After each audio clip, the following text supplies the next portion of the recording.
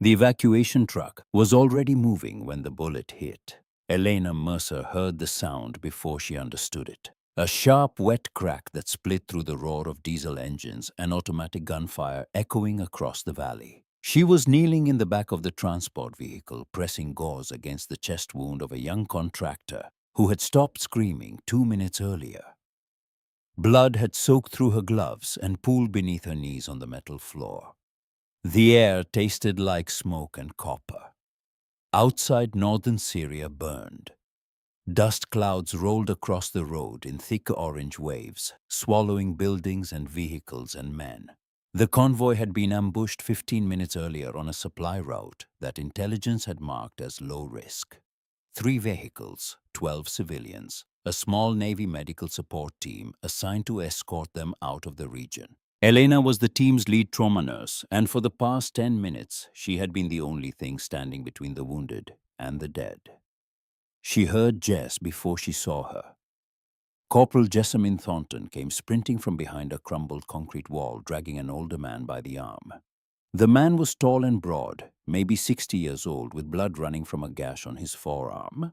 He was stumbling, barely keeping his feet, but Jess held him upright with the kind of stubborn strength that made her one of the best field medics Elena had ever served beside. Jess was 26 years old. She had freckles across her nose and kept a photograph of her mother's garden taped inside her helmet. She laughed louder than anyone in the unit, and she never once complained about the heat or the dust or the fear that followed them into every mission. She was also 30 feet from the truck when the second burst of gunfire erupted from the hillside. Elena saw Jess push the old man forward. The man stumbled and fell against the tailgate of the truck. 2 soldiers pulled him inside. Jess turned to run the final distance. She never made it. The round struck her below the vest and Jess dropped to one knee. She looked up at Elena. Their eyes met for less than a second, but that second contained everything: surprise, pain, and something worse: understanding. Elena's hand was already reaching out, but the convoy commander was shouting, "Incoming fire from the east. RPG team repositioning. If the trucks stopped, everyone inside would die." Elena had trained for this. She had studied decision-making under fire. She had memorized protocols and simulated dozens of scenarios where impossible choices had to be made in fractions of a second. None of that training prepared her for the sound of her own voice. "Drive!" she screamed. "Go now!" The truck lurched forward. Through the dust and the noise and the chaos, Elena watched Jess Thornton grow smaller and smaller in the distance until the road curved and the smoke swallowed everything. 12 people survived that day because Elena gave the order to move. One person did not. And for the next 8 years, Elena Mercer carried that moment like a stone sewn into her chest, heavy and sharp and impossible to remove. The memory shattered like broken glass, and Elena opened her eyes. Cold. That was the first thing she registered. A deep, biting cold that had crept through the cracked window of the truck while she slept. Her breath came out in thin white clouds that dissolved against the ceiling of the cab. Frost had formed along the edges of the windshield in delicate patterns that looked almost beautiful if you didn't think about what they meant. She was parked in a half-empty supermarket lot on the eastern edge of Billings, Montana. Late autumn had turned the city gray and hard. The sky hung low over the mountains like a ceiling that might collapse at any moment, and the wind came down from the Rockies with the kind of force that reminded people they were small. A warm pressure shifted against her ribs. Elena looked down. A pair of amber eyes stared back at her, calm and patient and completely untroubled by the cold. "Morning, Ranger," she said quietly. The dog lifted his head. Ranger was a 6-year-old German shepherd, large even for the breed, nearly 90 pounds of muscle beneath a thick black and tan coat. His ears stood tall and alert, and a faint scar ran across his muzzle where shrapnel had once grazed him during a patrol in a place neither of them would ever return to. He had been trained as a military working dog before Elena adopted him during her final deployment. Now he was her shadow, her anchor, and on most days the only reason she got out of the truck at all. Ranger pressed his nose against her arm. The message was simple: get up. Elena pushed herself upright and rubbed the stiffness from her neck. Her body was 38 years old, but most mornings it felt closer to 60. Years of carrying gear, crouching in transport vehicles, and sleeping in places not designed for rest had compressed her joints and tightened her muscles into permanent knots. She had the lean, angular build of someone who had never stopped moving long enough to be comfortable. Dark brown hair cut short in a practical style that required no mirror. A narrow scar that ran from the corner of her right eyebrow toward her temple. The souvenir of a blast that had rattled her skull 4 years ago. Pale blue eyes that never quite rested, always scanning, always measuring distances and exits and the faces of strangers. She stepped out of the truck. The cold hit her like a wall. Montana had a way of punishing anyone who forgot where they were. Elena pulled her worn navy blue jacket tighter around herself. The jacket still carried a faded patch on the sleeve, the eagle insignia of the United States Navy. She had thought about removing it more than once. Employers noticed it. They always nodded politely, thanked her for her service, and never called back. Ranger jumped down from the cab and immediately began his morning routine, walking the perimeter of the parking lot with his nose close to the ground, checking for anything that had changed during the night. The dog moved with steady discipline, scanning the area the way he had been trained. 6 years out of the military, and Ranger still patrolled like the war had never ended. Elena watched him and felt the quiet ache that always came with gratitude. You're handling this better than me, buddy. Ranger flicked his ears but kept walking. She checked her phone. No new emails, no missed calls. In the past 3 weeks, Elena had applied for a warehouse position, a security job at a construction site, a delivery driver role, and a maintenance position at a school district. Every application had followed the same pattern. A polite acknowledgement, a promise to follow up, then silence. $36 remained in her checking account. 2 days of gas if she was careful. 3 if she stayed parked. She did the math automatically the way she calculated everything now. Not with hope, but with the cold precision of someone who understood that survival was arithmetic. Elena started the truck. The engine coughed once before settling into a rough idle. The gas gauge hovered just above empty. She pulled out of the lot and drove across town toward a small diner she had visited a few times while job hunting. The kind of place that still poured coffee into heavy ceramic mugs and didn't ask questions about why a woman with a military dog was eating alone at 7 in the morning.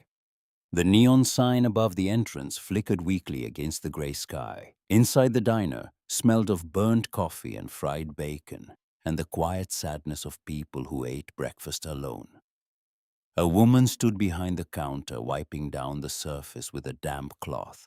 Colleen Fairley was in her early 40s, tall and slightly thin, with sandy blonde hair pulled into a loose ponytail. A few strands had escaped and framed a face that had been gently aged by years of long shifts and short sleep. She had the steady, practical eyes of someone who had seen many kinds of hardship and had decided long ago that complaining about it was a waste of energy. She noticed Elena the moment the door opened. "Morning, sailor," Colleen said with a faint smile. Elena nodded. "Morning." Ranger stayed close at her side, calm but alert. Colleen leaned over the counter and looked at the dog.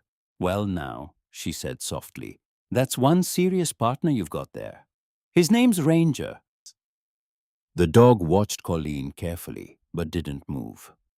Colleen smiled. "Polite one."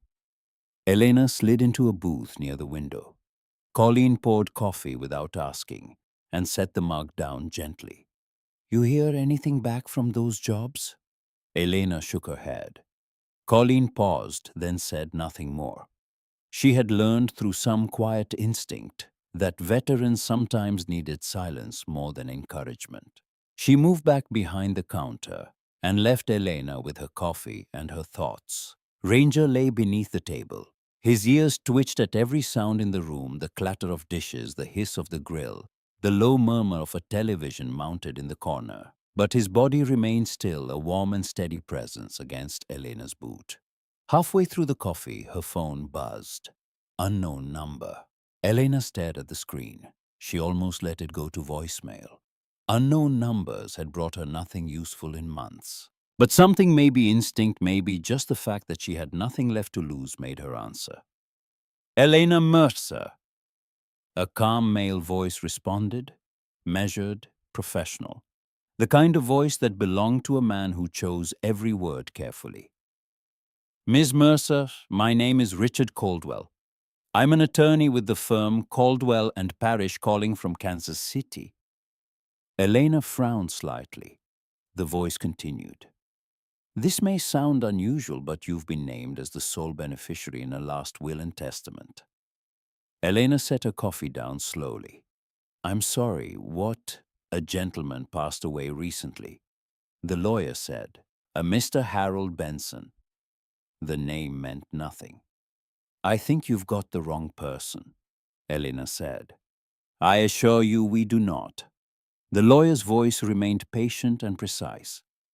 Mr. Benson left very specific instructions that you be contacted personally. Elena leaned back in the booth. The leather creaked beneath her. Ranger lifted his head, sensing something shift in the air around her. Look, I don't know anyone named Harold Benson.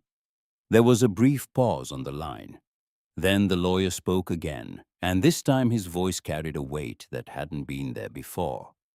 That may be true, Ms. Mercer, but according to his will, Mr. Benson knew you.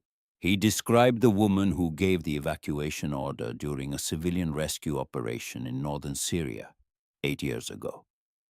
Elena's hand tightened around the phone. The diner noise faded. The clatter of plates, the hiss of the grill, Colleen's voice somewhere in the distance. All of it dissolved, replaced by a sound that lived permanently inside Elena's memory. The crack of a rifle, the roar of an engine, the voice she could never silence, her own screaming the word that had followed her across 8 years and 10,000 miles. Drive.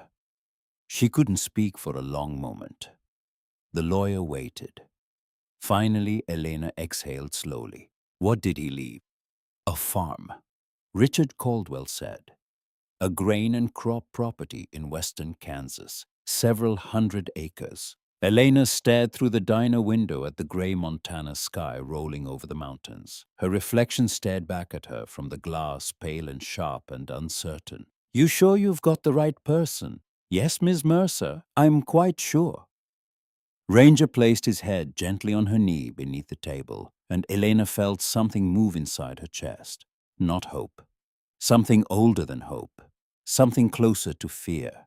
The feeling of standing at the edge of a door she wasn't sure she deserved to walk through.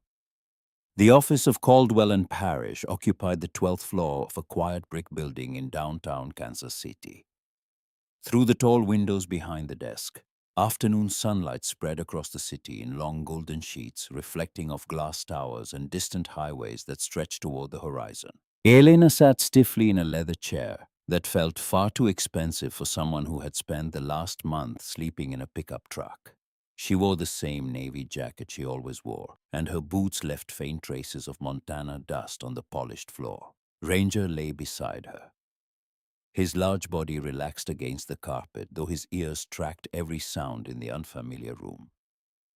Across the desk sat Richard Caldwell.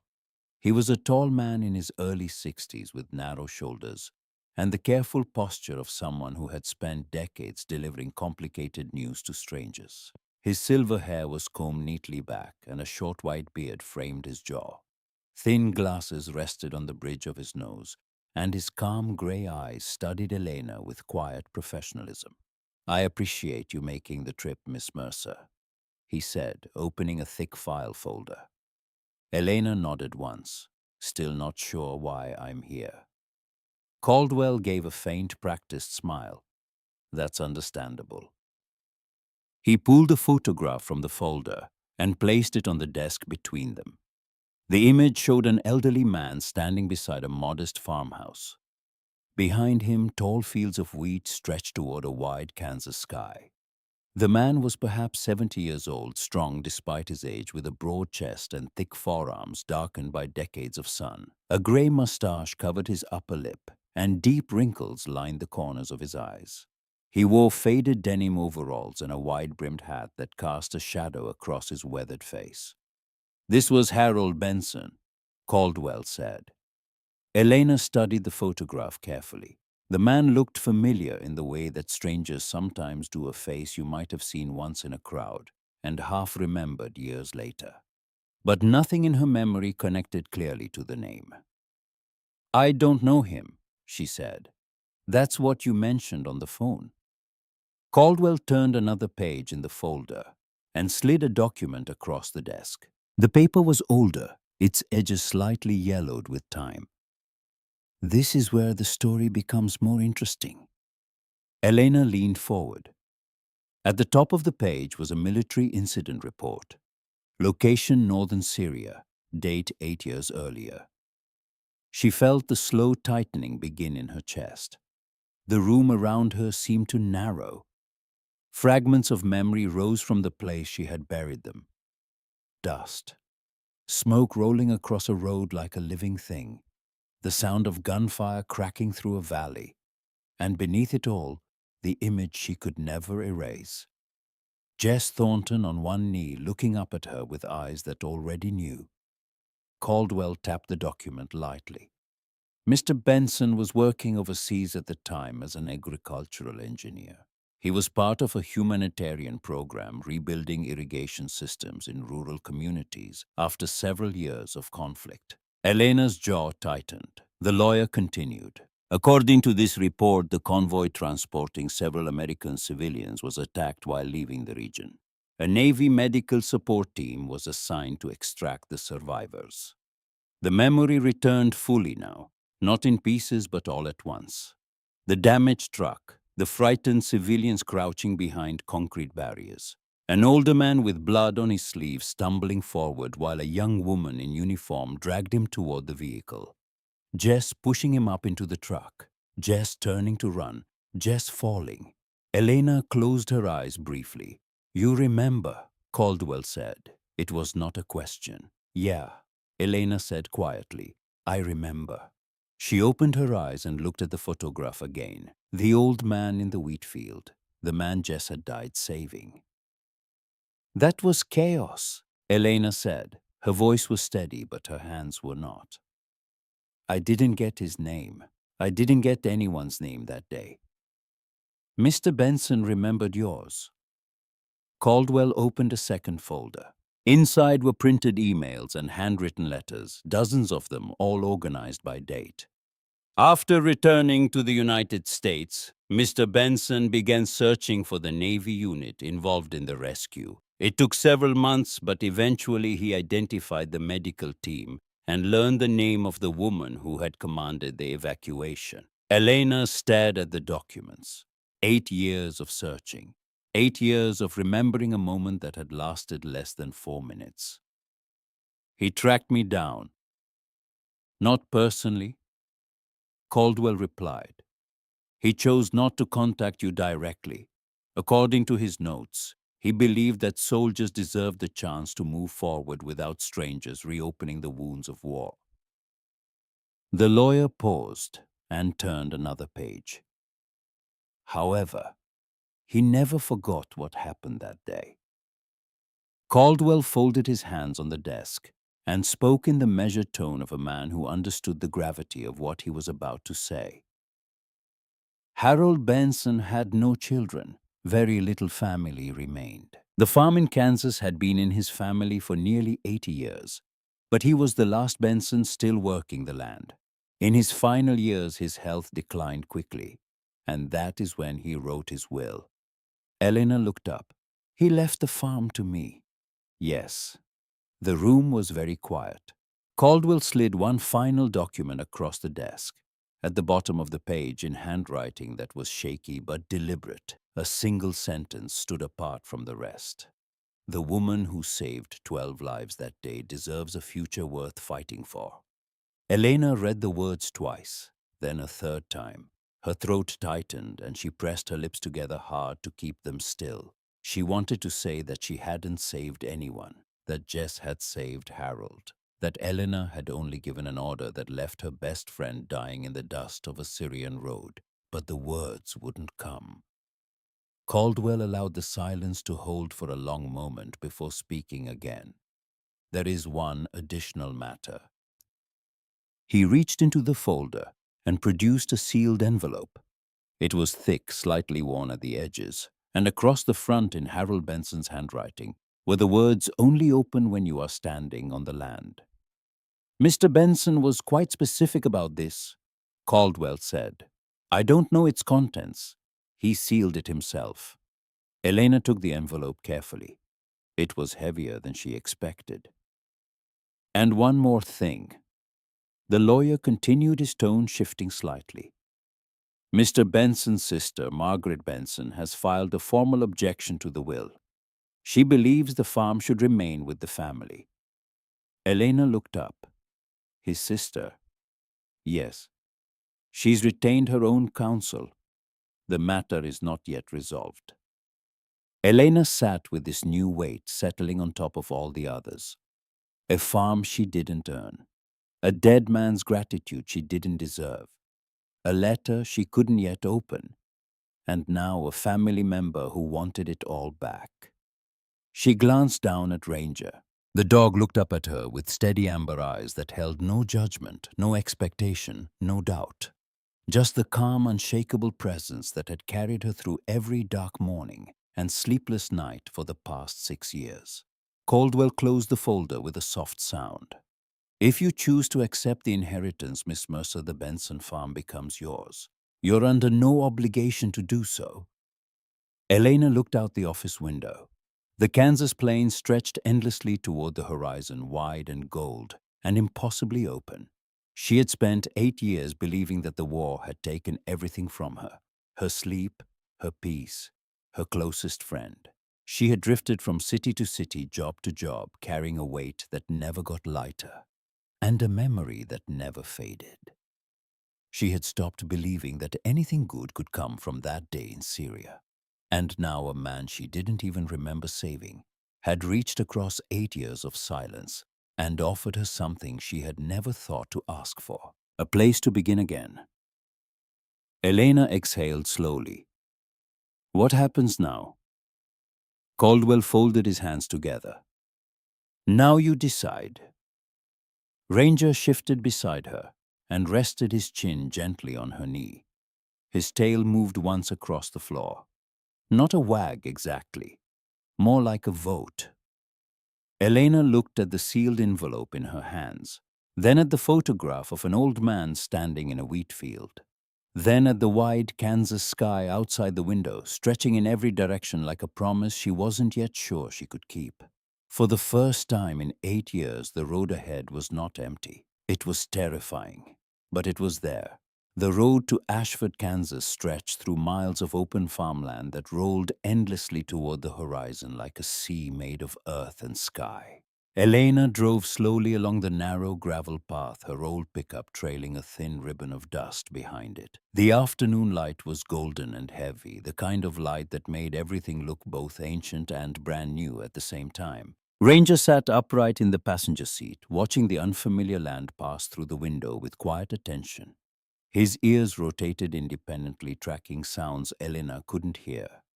Birdsong, wind through tall grass, the distant groan of a tractor somewhere beyond the tree line. Elena had spent most of the long drive thinking about the man she had only just learned about. Harold Benson had remembered her for 8 years, long enough to search for her name, long enough to leave behind everything he had ever built. She still could not understand how a moment that had felt like the worst decision of her life could mean something entirely different to someone else.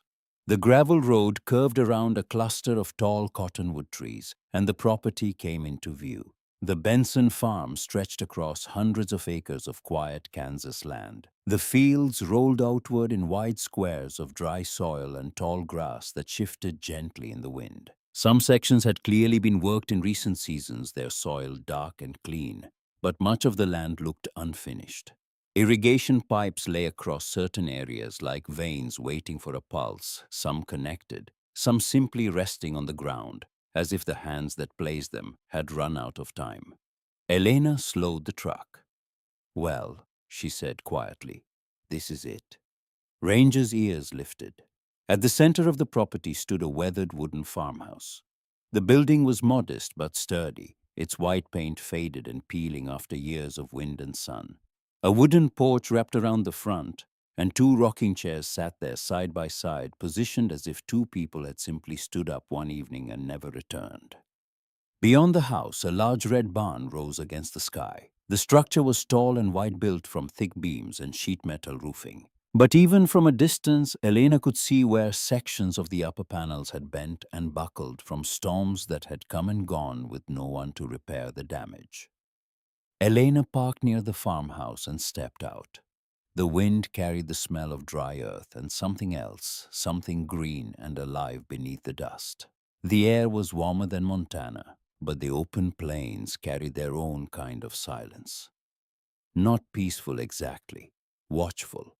Ranger jumped down from the truck and began exploring immediately, his nose sweeping close to the ground as he followed scents that told stories Elena would never know. She stood still for a moment, taking it all in. Then she reached into her jacket and pulled out the sealed envelope. Harold Benson's handwriting on the front. "Only open when you are standing on the land." She was standing on the land now. Elena broke the seal carefully. Inside was a single sheet of paper folded twice, covered in handwriting that was shaky but deliberate. The letters trembled at the edges, written by a hand that had been strong once and was trying to be strong one final time. She read it slowly. "Dear Miss Mercer, I know what you carry. I know because I was there that day, and I have carried my own piece of it ever since. I know you were not the one who ran toward me. I remember her clearly. The young woman with freckles who grabbed my arm and pulled me forward when my legs had given out. I saw her push me toward the truck. I saw her turn to run back, and I saw her fall. I also heard the voice that came next, the voice that ordered the truck to move. I didn't know whose voice it was at the time, but I have never forgotten the sound of it. A woman's voice, breaking and steady at the same time, choosing to save 12 lives instead of risking them all for one. I lived because of what that young woman did, but I also lived because of what you did. The hardest kind of courage is not running toward danger. It is making the decision that no one else is willing to make and then living with the weight of it afterward. I searched for your name because I wanted to understand who you were. When I found you, I chose not to reach out. I believed you deserved the right to move forward without a stranger pulling you back into that day. But I am dying now, and I find that I cannot leave this world without doing something for the woman who gave an order that saved my life and broke her own heart in the same breath. This farm is not a reward. It is not payment. It is a beginning. Use it however you see fit. You are not guilty, Miss Mercer. You are brave. And I hope that one day you will believe that. Harold Benson. Elena read the letter once. Then she folded it carefully and pressed it against her chest with both hands. She stood that way for a long time in the middle of a dead man's farm, while the Kansas wind moved through the tall grass around her, and Ranger sat quietly at her feet, watching her the way he always did when something invisible was shifting inside her. She did not cry. She had forgotten how to do that years ago. But something shifted deep inside her. A wall that had been holding Syria cracked just slightly, and through the crack came a thin, painful stream of light. Harold Benson had known the truth. He had known that Elena did not save him. He had known about Jess, and he had chosen to leave her everything anyway. Not because she was a hero, but because she was the one who had to keep living with the cost. Elena put the letter back in the envelope and slid it into her jacket pocket. She looked out across the fields, then down at Ranger. "Okay," she said quietly. "Let's see what he left us." The first days on the farm taught Elena a single relentless truth. Nothing here was simple. The farmhouse interior was clean and carefully organized in the way of a man who had lived alone for a very long time. Wooden floors creaked under her boots. Kitchen shelves held jars of preserved vegetables labeled with dates from the previous year. Tools were arranged neatly in drawers, each one in its proper place. Old family photographs lined the walls, showing Harold Benson across decades of Kansas life. Standing beside tractors, walking through wheat fields that stretched to the horizon. Holding a shovel in front of the very barn Elena could see through the kitchen window. The silence inside the house told a different story than the photographs. Without its owner, the place felt suspended, waiting for hands that would never return. Elena spent the first full day walking the property and inspecting everything she could. The irrigation system ran across large portions of the fields, but many of the connections were incomplete. Pipes had been laid out but never attached. Valves sat in boxes near unfinished junctions. Harold had clearly been expanding the network in his final years, working against a body that was failing faster than his plans could keep up. Elena crouched beside one of the disconnected pipes and rubbed the back of her neck. "I have no idea what I'm doing," she admitted aloud. Ranger sat beside her patiently, his head tilted slightly, as if considering the problem himself. The next morning brought the first mechanical failure. Elena tried starting one of the tractors parked near the barn. The engine coughed twice and died. The battery was dead and the fuel line was partially clogged with sediment. She spent nearly an hour staring at the engine compartment before accepting that she didn't recognize half the components inside. "Fantastic," she muttered. Later that afternoon, she discovered a thick envelope in the kitchen drawer. County tax notice, past due. Harold Benson had fallen behind on property taxes during his final year. The total was not impossible, but it was large enough to make Elena's stomach tighten. "So the farm comes with debt," she said quietly. Ranger tilted his head. On her third evening, headlights appeared on the road near the western fence. A truck pulled up, old and blue and rattling with the comfortable noise of a vehicle that had been driven hard for decades. The door opened, and a man stepped out. Harding Stokes was in his mid-50s, broad-chested and thick-armed, with the sunburned skin and heavy build of someone who had spent his entire life working outdoors. A graying brown beard covered his jaw, and deep lines framed his eyes. He wore a faded flannel shirt and worn denim overalls that looked like they had been washed 1,000 times without ever fully coming clean. He walked toward Eleanor with his hand extended. "Harding Stokes," he said. "I farmed the land next door. Been watching the lights come on over here and figured I should come introduce myself." Elena shook his hand. "Elena Mercer." Harding glanced toward the fields, then back at her. "So you're the one Harold left the place to?" "That's what the lawyer says." Harding studied her for a moment, not with suspicion exactly, but with the careful assessment of a man who had learned to read people the way he read weather and soil. Then he nodded slowly. Harold was a good man, stubborn as the dirt itself, but good. He talked about finishing that irrigation system every time I saw him. He paused, never quite got there. "I noticed," Elena said. Harding looked down at Ranger, who was sitting at Elena's side with perfect stillness.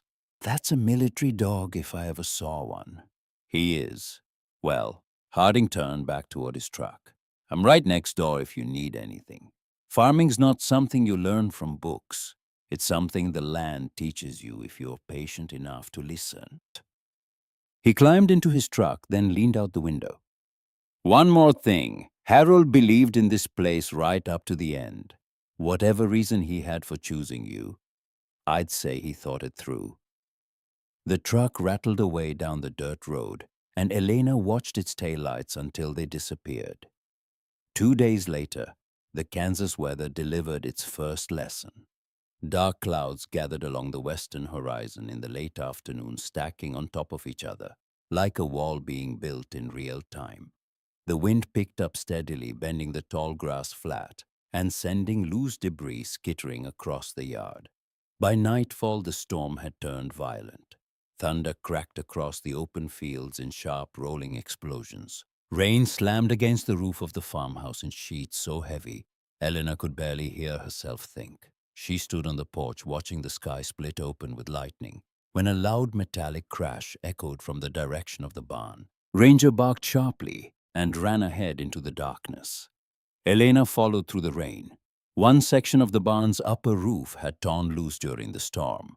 Wind and water poured through the gap, and loose metal panels rattled against the wooden beams with a violent rhythmic banging that sounded too much like gunfire for Elena's comfort. Her heart rate spiked. Her hands trembled. For 3 terrible seconds she was back in Syria, crouching in the back of a truck while the world exploded around her. Ranger was beside her instantly, not pressing against her leg this time, but standing directly in front of her, his solid body blocking her path forward until her breathing slowed. He had done this before. He knew exactly how long to wait. Elena forced herself to breathe. 1 count, 2 counts, 3. Then she moved. It took nearly an hour to secure the worst of the damage with ropes and loose boards. By the time they returned to the house, Elena was soaked and exhausted, and shaking from cold and adrenaline. Ranger, however, remained full of restless energy, pacing the kitchen floor, as though the night still had work to do. The following morning proved him right. Ranger wandered near the irrigation lines and suddenly stopped barking toward a patch of tall grass beside one of the pipes. Elena walked over. Water was leaking from a loose valve connection that had shifted during the storm. She tightened the joint as best she could, and the leak stopped. "Good catch," she told the dog. Later that afternoon, Ranger scratched at a wooden door at the back of the barn that Elena had not noticed before. She opened it. Inside was a small storage room filled with sealed containers of grain and seed bags stacked neatly along the walls. Wheat, soybeans, corn, each one labeled in Harold's careful handwriting, prepared for planting seasons that he had known he might never see. Elena looked around the room slowly. "You had plans, old man," she said quietly, "right up until the end." That evening, Elena climbed the narrow staircase to Harold's study on the second floor. The small room was lined with wooden shelves, and dust floated through the light from the window. She found what she was looking for in the back of a desk drawer, a thick leather notebook worn and cracked from thousands of openings. Harold Benson's journal. She sat in the wooden chair and began reading. The entries stretched back nearly 6 years. Most described the slow work of building the farm into something larger. Detailed notes on soil conditions, irrigation designs, crop rotation, water pressure, calculations. But what surprised Elena most was the scope of Harold's vision. He had not simply been maintaining a family farm. He had been building something new. One entry read, "If the irrigation network is completed, the southern fields could support enough wheat to supply several towns. The land is good. It only needs time and careful hands." Another months later. "The future of farming has to change. Small communities need reliable local food again. Large operations buy everything but land. Like this can still serve people directly." Elena turned pages, slowly absorbing the mind of a man she had never known.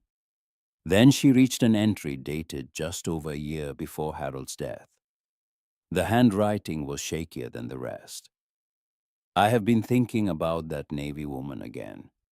The one who gave the order that saved my life. I wonder if she knows what she gave me. Not just years. A second chance to finish what I started." Elena closed the journal. She sat in the quiet room for a long time, listening to the wind outside and the sound of Ranger breathing softly at her feet.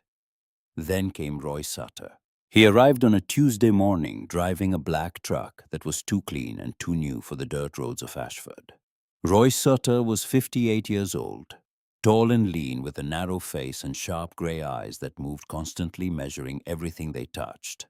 His hair was silver and cropped close, and he wore a dark canvas jacket over a pressed shirt that had never seen a day of field work. He was the largest private landowner in the county, a man who had spent the past decade quietly buying struggling farms from families who could no longer afford to keep them. He stepped out of his truck and looked across the Benson fields with the calm, appraising expression of someone calculating value. "Miss Mercer," he said, extending a hand. "Roy Sutter. I own several properties in the area. I wanted to welcome you personally." Elena shook his hand. His grip was firm and deliberate. "Appreciate it." Roy glanced toward the barn, the half-finished irrigation lines, the fields that were still more dust than crop. "Harold was a dreamer," he said, "always planning something bigger than what the land could deliver. Good man, but the farm got away from him toward the end." Elena said nothing. Roy turned back to her. "I'll be straightforward with you. I'd like to make an offer on this property. $400,000, cash, clean transaction." Elena studied him. "The farm isn't for sale." Roy smiled. It was a patient smile, the kind that came from years of hearing the word no and knowing that time usually changed it to yes. "I understand. You just got here. But I want you to know the offer stands." He paused. "I also want you to know that the county tax debt on this property is significant. The deadline for payment is 90 days from now. If it's not settled by then, the county has the right to initiate proceedings." He let the words settle. "I purchased that debt last week," Roy added quietly. "Standard business practice in this area. Nothing personal." Elena felt the ground shift beneath her. Not physically. Something deeper. The feeling of walls closing in from a direction she hadn't been watching. Roy Sutter turned toward his truck. Before climbing in, he looked back at her one more time. "This land doesn't forgive people who aren't ready for it, Miss Mercer. I've seen a lot of folks come and go from properties like this. Most of them leave within a year." He closed the door and drove away, his clean black truck disappearing down the gravel road in a thin cloud of dust. Ranger stood beside Elena, watching the truck go. A low growl rumbled in his chest, so quiet that only Elena could hear it. "Yeah," she said. "I don't like him either."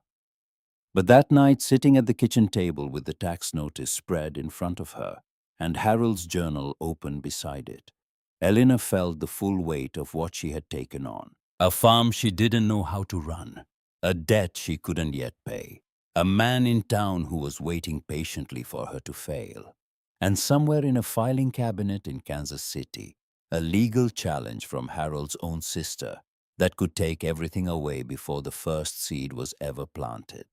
She reached into her jacket and pulled out the folded letter. Harold's words. "You are not guilty, Miss Mercer. You are brave." She read the line again, then again. Ranger rested his head on her lap beneath the table, his warm breath steady against her knee. Outside, the Kansas wind moved across the dark fields, and somewhere in the distance, a coyote called out into the empty night. Elena folded the letter, placed it back in her pocket, and opened Harold's journal to the page where his irrigation designs began. She picked up a pencil, and she began to work. The weeks that followed moved with the slow, grinding rhythm of a war Elena had not expected to fight. Not a war of bullets and dust, but of soil and sweat and machinery that refused to cooperate and weather that changed its mind every 48 hours. She worked from sunrise until her hands blistered, and then she worked past the blisters until they tore and bled and hardened into calluses that would have made any infantryman proud. She learned to repair irrigation valves by studying Harold's diagrams late at night under the dim kitchen light. She taught herself to clear fuel lines and replace alternator belts on the old tractor by watching repair videos on her phone until the screen cracked and she had to hold it at an angle just to see.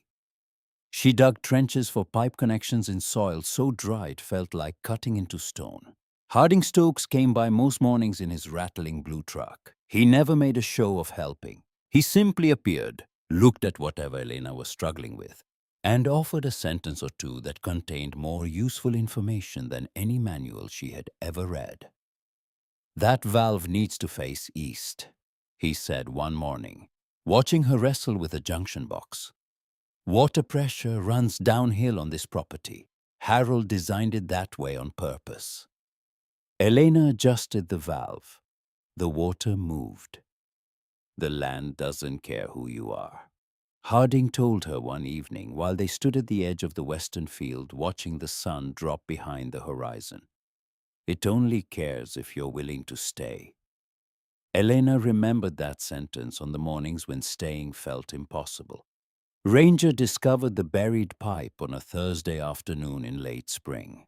He had been trotting along the edge of the southern field, nose to the ground, following a scent trail that only he could read. Suddenly he stopped and began pawing at the dry earth with sharp, deliberate strokes. Elena walked over and knelt beside him. Beneath a thin layer of soil, a section of metal pipe appeared running south toward the unfinished fields that Harold had mapped in his journal, but never managed to connect. Elena brushed the dirt away and followed the pipe's direction with her eyes. According to Harold's diagrams, this underground line was the missing link in the entire irrigation network. Without it, water pressure would never reach the far southern acres. With it, the farm could nearly double its productive land. She scratched Ranger behind the ears. "You might have just saved this whole operation, buddy." Ranger wagged his tail once as if to say he already knew. Elena and Harding spent the next 2 weeks connecting the buried pipe to the main system. It was brutal labor under the Kansas sun, digging, fitting, sealing, testing. Elena's shoulders ached constantly. Her knees swelled. Some nights she could barely climb the stairs to the bedroom. But each morning she got up and walked back out to the fields, because the alternative was standing still, and standing still had nearly killed her once already. The first green shoots appeared in early June, tiny and fragile, pushing through the dark soil like small acts of faith. Elena stood at the edge of the field and watched them tremble in the wind, and something inside her chest loosened just slightly. Not much, but enough to notice. Then Maggie Benson arrived. She came on a Saturday morning without warning. A rental car pulled up the gravel drive and a woman stepped out. Margaret Benson was 55 years old with silver-streaked auburn hair cut to her shoulders and the kind of posture that suggested she had spent most of her life refusing to bend for anyone. Her face was handsome rather than soft, with high cheekbones and Harold's same deep-set eyes. She wore a dark cardigan over a plain blouse and stood very still for a long moment, looking at the farmhouse, the way someone looks at a place that holds too many memories to sort through quickly. Ranger watched her from the porch steps. He did not growl, but he did not move to greet her either. Elena walked out to meet her. "Miss Mercer," Maggie said. Her voice was controlled and level, but there was something underneath it, something old and unresolved. "Mrs. Benson? Miss—" Maggie corrected quietly. "I never married." They stood facing each other in the yard with the Kansas wind moving between them. "I didn't come here to fight," Maggie said. "I came to understand." Elena nodded. "Then come inside." They sat at the kitchen table with coffee that Elena poured from the same pot Harold had likely used for years. The farmhouse was quiet except for the ticking of a wall clock and the occasional creak of old wood settling in the heat. Maggie looked around the room slowly. Her eyes moved across the photographs on the walls, the jars on the shelves, the neatly arranged tools in the drawers that Elena had not rearranged. Everything was still where Harold had placed it. "I hadn't been inside this house in 15 years, Maggie said. "Harold and I stopped speaking after our mother's funeral. We disagreed about the farm. I thought he should sell it, take the money and live somewhere easier. He thought the land was more important than comfort." She paused. "We were both too stubborn to apologize." Elena listened without interrupting. "I came back during his last months," Maggie continued, "when the doctors said there wasn't much time left. I sat with him. I cooked for him. I thought we were making peace." Her voice tightened. "Then the lawyer told me he had left everything to a stranger." The word stranger landed hard in the quiet kitchen. Elena set down her coffee. "I understand why you're angry." "I'm not angry," Maggie said, though her eyes said otherwise. I'm trying to understand why my brother chose someone he met for 3 minutes over the only family he had left. Elena was quiet for a long moment. Then she stood, walked to the staircase, and climbed to Harold's study. She returned, carrying the leather journal, and placed it on the table between them. He wrote about you, Elena said. I think you should read it yourself, all of it. I haven't hidden anything. Maggie looked at the journal. Her hand trembled slightly as she reached for it. Elena took Ranger and walked outside to give the woman privacy. She stood in the yard and watched the wind move through the young wheat in the southern field. The green stalks rippled like water, and for a moment the whole farm looked like something breathing. Nearly an hour passed before Maggie appeared on the porch. Her eyes were red, and the careful composure she had worn like armor when she arrived had cracked open along every seam. She held the journal against her chest with both hands. He wrote that he loved me, Maggie said quietly. But he said the farm needed someone willing to fight for it, not someone who came back out of duty. Elena said nothing. There was nothing to say that the journal had not already said better. Maggie looked out across the fields, the same fields she had wanted Harold to sell 2 decades ago, the same fields that were now showing the first signs of life under the hands of a woman she had never met. I'm going to withdraw the lawsuit, Maggie said. Elena exhaled slowly. You don't have to do that. Yes, I do. Maggie reached into her purse and pulled out an old photograph. It showed Harold as a young man, maybe 30, standing in front of the barn with a shovel in one hand and a grin on his face so wide it seemed to stretch past the edges of the picture. She turned it over. On the back, in Harold's younger, steadier handwriting, were the words, "The land doesn't belong to anyone. We only keep it for a while." Maggie handed the photograph to Eleanor. He would have wanted you to have this. Then she walked to her car, and Eleanor watched her drive away down the gravel road until the dust settled and the farm was quiet again. The season turned. Summer pressed down on the plains with relentless heat that baked the soil and tested every connection in the irrigation system. There were days when valves failed and pipes cracked, and Eleanor spent hours on her hands and knees in the sun making repairs that would hold for a week before breaking again. There were nights when thunderstorms rolled across the horizon like advancing armies, and Elena stood on the porch watching the sky fracture with lightning, her fists clenched at her sides, waiting to see what the morning would take from her. The morning always took something, but it always left something too. The wheat grew. The soybeans spread in neat green rows across the northern section. The irrigation system imperfect and patched together, and held in places by little more than stubbornness and wire-pushed water to every corner of the property that Harold had mapped in his journal. Then the real storm came. It arrived in late August without the courtesy of a gradual build-up. The sky turned a sickly green in the span of an hour, and the wind reversed direction so violently that Ranger began barking before Elena even reached the porch. Hail came first, white stones the size of marbles hammering the roof and fields in a deafening roar. Then the wind escalated into something Elena had only heard once before in the back of a transport vehicle in Syria, when the world had come apart around her. By the time the full force hit, there was nothing to do but hold on. The barn suffered the worst of it. The repaired roof section held, but the eastern wall buckled inward under the sustained pressure, pulling support beams loose and opening a jagged gap that let the storm pour inside. Equipment flooded, feedstock soaked through. In the fields, the damage was visible even through the rain. Wide swaths of golden wheat beaten flat into the mud, entire rows destroyed. In minutes, the work of months erased by a single evening. Elena stood in the aftermath and stared at the destruction. That night, she sat on the porch steps while the last of the storm drained eastward across the plains. The air smelled of ozone and wet earth, and something that felt like defeat. She reached into her jacket and pulled out the military identification card she had carried for 8 years.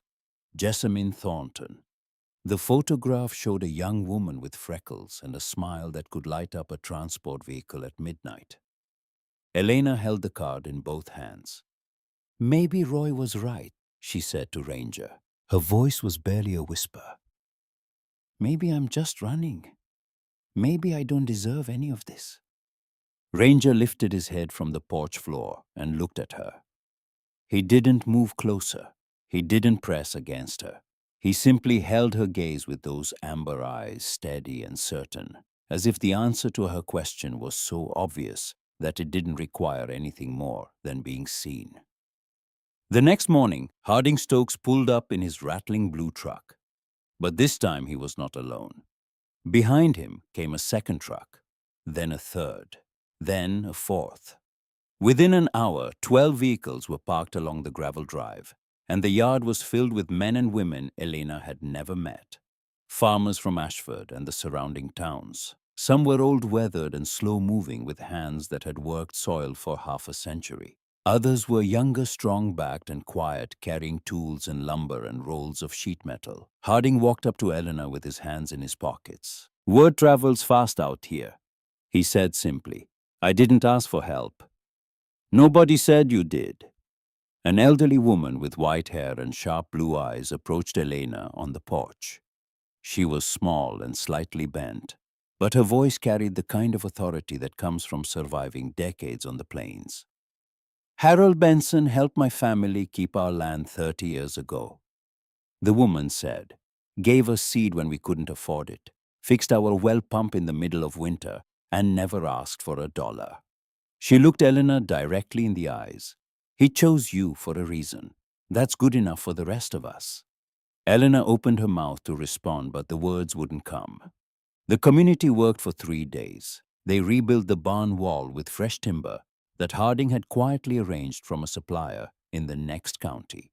They replaced the damaged roof panels and reinforced the interior beams. They harvested the surviving crops from the undamaged sections of the fields and helped Elena separate what could be sold from what had been lost. When the numbers were added up, the income from the salvageable harvest combined with the contributions from the community was enough to pay the overdue taxes. Not with comfort, not with anything to spare, but enough. Elena drove to the county office herself and paid the debt in full. When she returned, she found Roy Sutter's black truck parked at the edge of her property. He was standing beside it, arms folded, watching her pull up the drive. "Heard you made the payment," he said. "I did." Roy studied her for a long moment. His expression was difficult to read. Then he gave a single slow nod. "I've been wrong before," he said quietly. "Not often, but before." He climbed into his truck and drove away without another word. 2 years passed across the Kansas plains in the quiet rhythm that only farmland knows. Seasons turned the fields from brown to green, to gold to white and back again. The barn stood solid with its new walls and reinforced roof catching the light each morning. The irrigation system reached every corner of the property, carrying water to fields that Harold Benson had dreamed about, but never lived to see planted. Everett Pruitt, the owner of a small grain distribution warehouse on the edge of Ashford, signed a long-term supply contract with Elena that gave the farm steady income for the first time in years. Everett was a tall, thoughtful man in his late 40s with gray-streaked dark hair and a quiet voice that made people lean in to listen. He had walked through Elena's fields one autumn afternoon and said simply, "You've built something real here." Ranger had grown older. He was 8 now, and his thick coat had turned gray around the muzzle and chest. His broad body moved more slowly in the mornings, and he slept longer in the warm patches of sunlight that fell across the porch floor. But his eyes remained sharp and amber and watchful, and he still followed Elena everywhere she went. One evening in late October, Elena found a package waiting on the porch. No return address, just her name written in careful handwriting she did not recognize. Inside was a letter and a small bundle wrapped in cloth. The letter was from a woman named Dorothy Thornton, Jess's mother. Elena's hands went still. "Dear Miss Mercer, I have wanted to write to you for a long time, but I did not know how to find you until recently. A lawyer in Kansas City was kind enough to pass along your address. My daughter Jessamine spoke about you often in her letters home. She called you the strongest person she had ever served with. She said you were the kind of leader who carried everyone else's weight without ever complaining about your own. I know what happened that day in Syria. The military told me the details, and I have made my peace with them in the only way a mother can, which is to say not fully, but enough to keep living. I do not blame you. Jess would not have blamed you either. She ran toward that man because that is who she was, and you gave the order to move because that is who you are. My daughter saved one life. You saved 12. She would have been proud of that math. I am sending you something Jess kept in her belongings. I think she would want you to have it now. Please do not carry her memory as a burden. Carry it as a light. With love, Dorothy Thornton. Elena unwrapped the cloth bundle with trembling fingers. Inside was a photograph of Jess Thornton taken somewhere bright and green, maybe her mother's garden. Jess was laughing, her head thrown back, freckles catching the sunlight. On the back of the photograph, in Jess's own handwriting, were 6 words: "We save people. That's our job."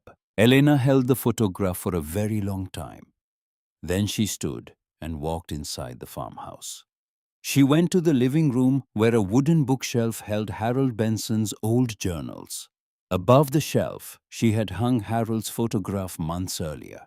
The old farmer standing beside his wheat field, smiling at a future he would never see. Elena placed Jess's photograph beside it.